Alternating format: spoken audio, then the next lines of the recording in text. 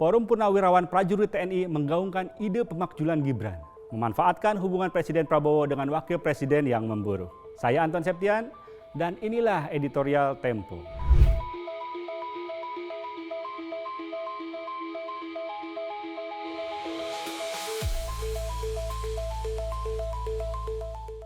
Sebagaimana sudah diperkirakan, naiknya Gibran Rakabuming Raka ke kursi Wakil Presiden lewat akrobat hukum di Mahkamah Konstitusi meninggalkan bom waktu. Jika hari ini tuntutan pemakzulan Gibran disuarakan para purnawirawan Tentara Nasional Indonesia, esok lusa bisa saja digaungkan oleh kelompok lain. Tak ada asap tanpa api. Tuntutan Forum Purnawirawan TNI yang ditandatangani 103 jenderal, 73 laksamana, 65 marsikal, dan 91 kolonel tersebut tentu punya motif politik. Awalnya adalah kekhawatiran para pensiunan tentara, termasuk mantan Wakil Presiden Tri Sutrisno. Mereka cemas jika Presiden Prabowo Subianto yang kini 73 tahun berhalangan tetap, Gibran sebagai wakil akan menggantikan sampai akhir masa jabatan. Naiknya Gibran yang baru berusia 37 tahun disangsikan kapasitasnya oleh para purnawirawan. Mereka memprediksi ini bakal membuka jalan bagi bapaknya, Joko Widodo, untuk mencampuri pemerintahan secara terang-terangan. Akar semua masalah ini adalah syahwat Jokowi melanggengkan kekuasaan lewat Gibran dengan membengkokkan hukum.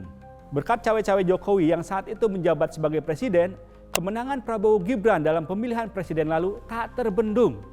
Namun, status Gibran sebagai anak haram konstitusi akan selamanya membebani pemerintahan Prabowo. Dia akan terus menjadi sasaran tembak. Prabowo juga berperan atas terjadinya kekisruhan ini. Dialah yang ngebet menggandeng Gibran yang pencalonannya bermasalah demi mendapatkan dukungan Jokowi.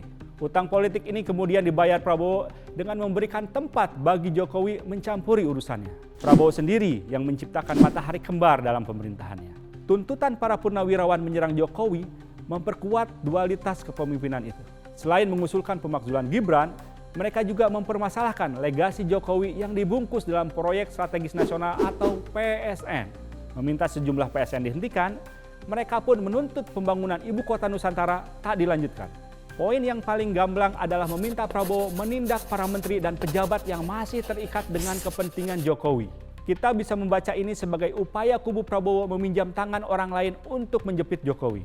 Selain karena isu matahari kembar, akibat ulah Gibran, belakangan hubungan Prabowo dengan Jokowi memang tak mulus. Prabowo kabarnya tak nyaman dengan langkah Gibran yang pagi-pagi sudah menyiapkan medan menuju 2029. Lewat orang-orangnya, Prabowo mendesak Gibran menghentikan program lapor Mas Wapres dan bagi-bagi bantuan Wapres Gibran kepada siswa sekolah menengah. Program itu dirancang tanpa koordinasi dengan Presiden.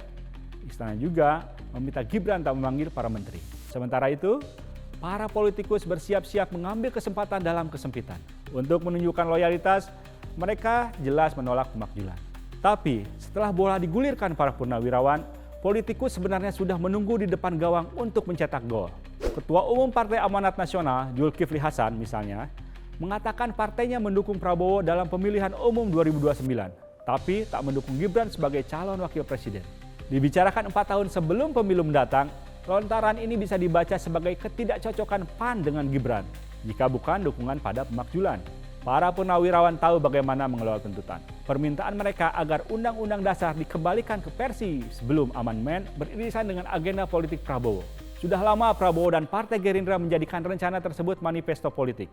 Dengan kata lain, para purnawirawan juga memanfaatkan Prabowo untuk mewujudkan cita-cita mereka, meski itu jelas mencederai demokrasi dan tata negara kita. Politik di Indonesia memang masih jauh dari cita-cita proklamator Muhammad Hatta sebagai sarana untuk mencapai tujuan, yakni kedaulatan dan kesejahteraan rakyat.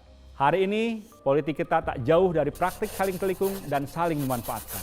Pada ujungnya adalah tawar-menawar. Tuntutan pemakzulan Gibran mungkin akan berakhir di tong sampah atau terus bergulir dalam lobi-lobi di tempat gelap. Adapun publik, dibiarkan duduk di kursi penonton. Simak editorial dan liputan selengkapnya hanya di tempo.co.